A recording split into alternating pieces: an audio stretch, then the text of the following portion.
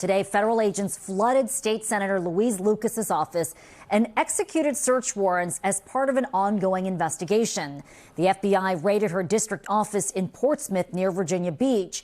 Agents did not arrest or charge Senator Lucas, but the search comes on the heels of Virginia's push to redraw congressional maps in favor of Democrats, and Lucas was a key and outspoken champion of that effort.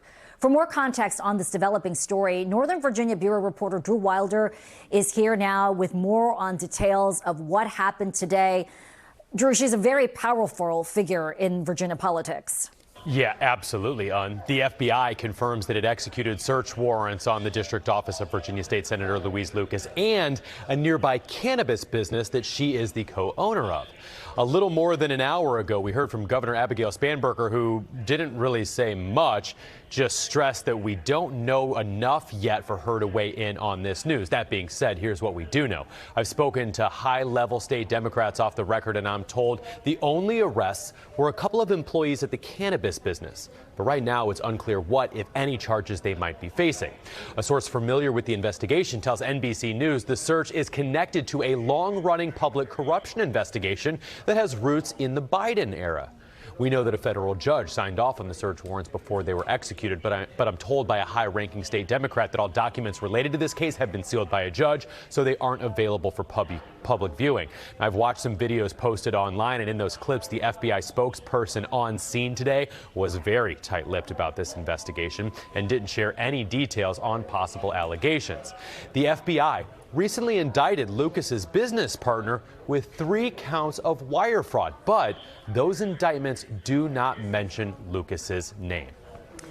And Drew, Senator Lucas's district is about 3.5-hour drive from D.C. Tell us how this impacts our viewers and people in Northern Virginia. Right. Well, it's like you said just a minute ago. Senator Lucas is arguably the most powerful Democrat in the state legislature. She serves as the president pro tem of the Senate. She is the chair of the Senate Finance Committee. Let me put it this way. If Louise Lucas wants something done, it's probably getting done. If she wants a bill killed, it's dead on arrival. Who remembers this video?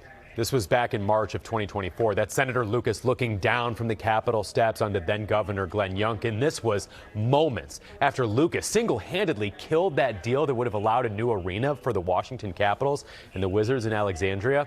And as of late, Lucas has gone off on social media, even against her fellow Democrats, saying she doesn't need the help of Senators Tim Kaine or Mark Warner in her effort to pass the redistricting referendum. In an age of outspoken politicians on social media, Senator Lucas has zero chill, as the kids would say. She has repeatedly called for President Trump to be arrested. She has posted some of the wildest memes you have ever seen. Though today, Senator Lucas hasn't tweeted nor made any statement regarding the raid.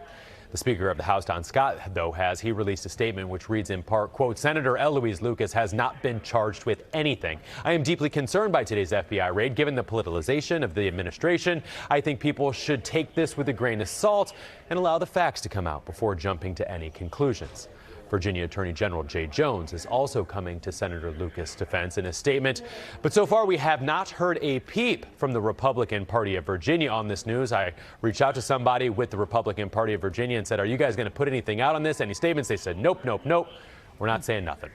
All right. So no denial either that this is in any way some kind of retribution or revenge. That certainly is the case that Democrats are starting to plead. And of course, we have seen this administration take action against people who have been outspoken against the president in the past. Senator Lucas has certainly been that, but no indication from DOJ about what these allegations actually are or what might be in these search warrants, what they were looking for inside her office or her businesses, you guys. We know this story is far from over, and Drew Wilder, we know you'll stay on top of it. Thanks so much for joining us tonight.